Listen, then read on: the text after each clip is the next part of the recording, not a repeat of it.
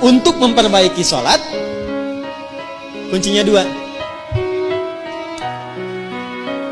Satu, izin. Untuk memperbaiki sholat, kuncinya dua. Satu, selalu bermohon kepada Allah untuk mendapatkan rahmatnya dalam sholat.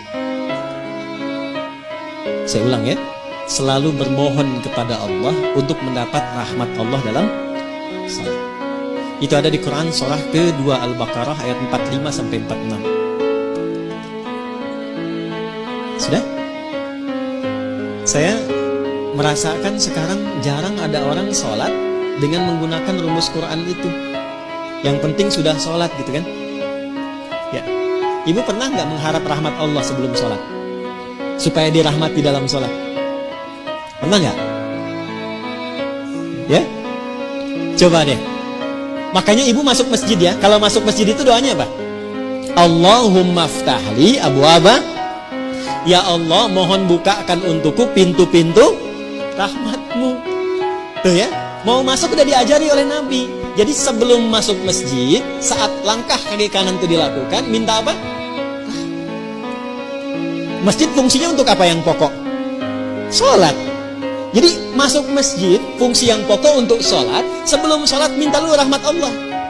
Nah, rahmat itu dibagi 3. Saya ulangi, rahmat dibagi 3. Nah, kalau suami ibu namanya Pak Rahmat, nanti ibu pulang ke rumah, papa dibagi 3.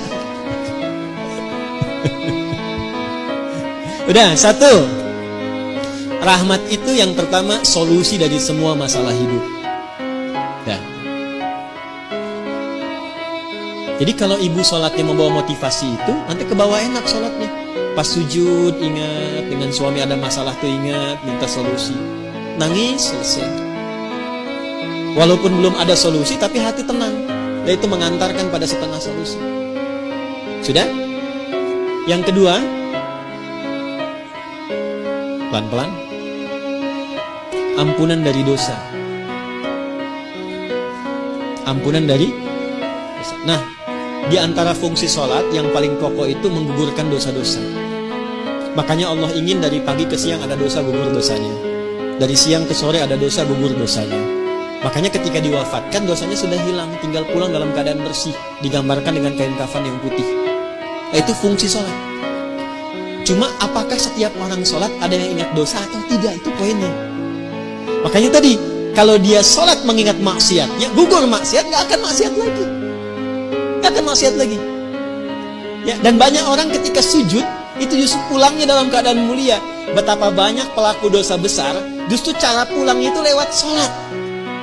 Sholat. Ada yang sujud, gak bangun lagi. Pengen begitu? Nanti zuhur ya, dan sekarang masih ada waktu tuh. Ada yang begitu tuh. Ya. Dan itu luar biasa indah.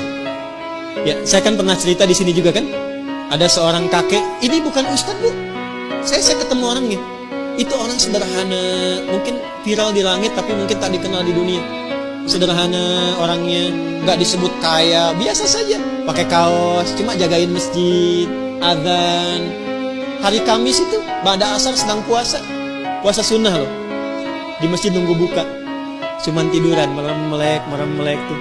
Diwafatkan di tempat yang beliau mengabdi di masjid, dalam keadaan puasa, ba'da asar menjelang maghrib wafatnya, cuman tiduran, merem melek, ngantuk meninggal. Hati-hati tuh belakang tuh, merem melek.